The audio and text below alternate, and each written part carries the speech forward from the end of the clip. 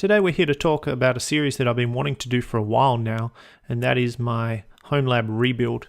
This will be the first in a series where I take you through my new lab build, and if you want to follow along, feel free. So let's start out with the gear. I have two primary systems in my home lab. They're both identical. They're based on the Intel E5-1620 chip, which are quad-core 3.6 gig CPUs. The only bottom side of these CPUs is that they're 130 watts, so they suck the power. But I've coupled these with 64 gig of RAM in each system. But the RAM's probably the biggest limiting factor in my system today. It's a little older and it's non-ECC. It was okay when I first got these systems a couple of years ago, but it needs replacing now.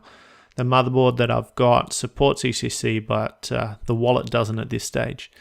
I use Supermicro X9 SRH motherboards. The 7TF is critical because these boards provide two really good things in my opinion. Lots of memory, that's important, but secondly, onboard 10 gig copper NICs.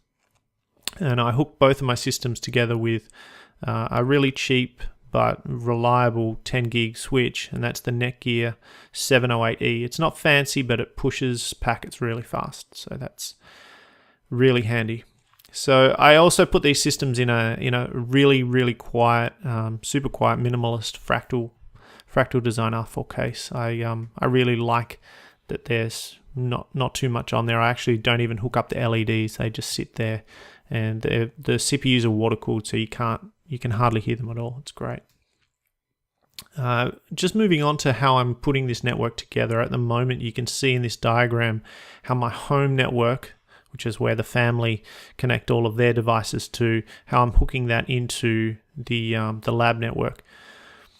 What I'm probably going to do is I'm going to use like an NSX or a vShield Edge to join these together. I could use another pfSense router firewall if I wanted to. We'll work that out as we get further in. But as you can see, I've got 4 ESXi hosts there. Along with the 2 Supermicro based hosts that I've also got 2 small HP 36L microservers. I don't have a use for them at this stage, but I'm sure I'll find something along the way. In terms of storage, I've got both local storage in the form of vSAN in the ESXi systems and also Synology NAS. In the lower portion of this diagram, you can see that the first 4 VMs that I'm going to build is an AD box. I'm going to build a database server and then a vCenter server with an external PSC. As we go along, I'll add to this diagram anything that I decide to include.